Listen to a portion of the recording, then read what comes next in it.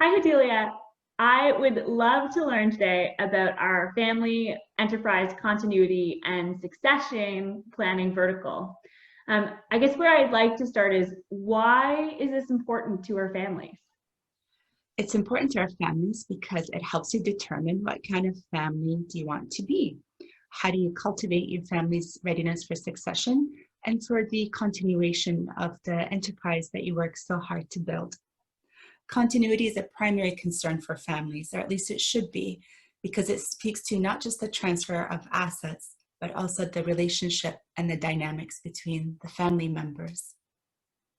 Okay, that makes sense. So, is what we talk about around the head and the heart. The head is the how, the process. The heart is the maintaining of the family connections that really created this business to begin with.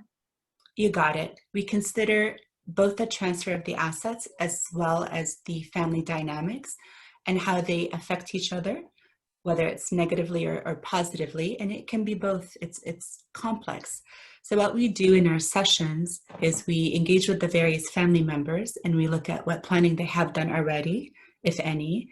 We look at the issues they're experiencing. Normally they reach out to us when there's a problem. We look at their goals and their values.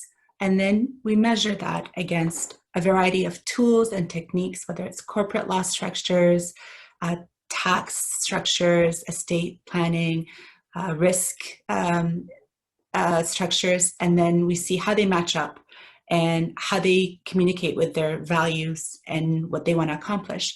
So something can be really easy and simple and obvious, but it doesn't accomplish the value of flexibility or the value of control. So we look at all of that together in a holistic way.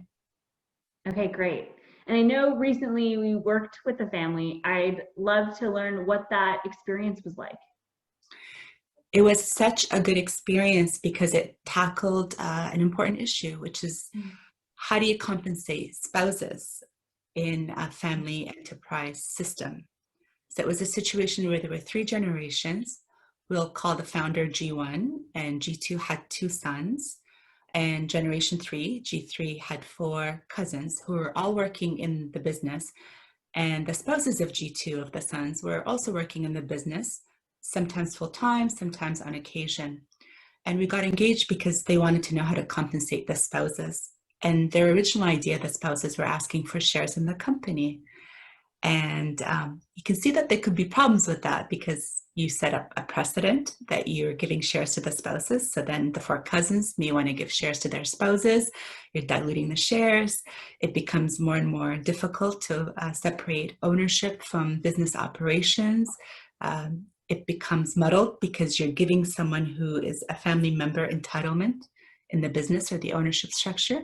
So we came up with various solutions. We listened to them. And some of the solutions that we came up with was compensate them through salary. That way they have RSP contribution room, they get a pension through CPP, and make those real contracts so that they're comfortable, they know what they're being compensated for. The other thing is give them lifelong leases on the residences that they live in, which are owned by the enterprise. And then a third option was why not have insurance policies on the lives of their spouses in G2, and the spouses can be beneficiaries. And that way they're guaranteed something after their spouse passes away because a holding company owns the majority of the assets of the business. So that's what we came up with. I love it. It shows how purposeful the decisions are and how you dive into the hard conversations and ultimately end up with a custom solution that's right for that family.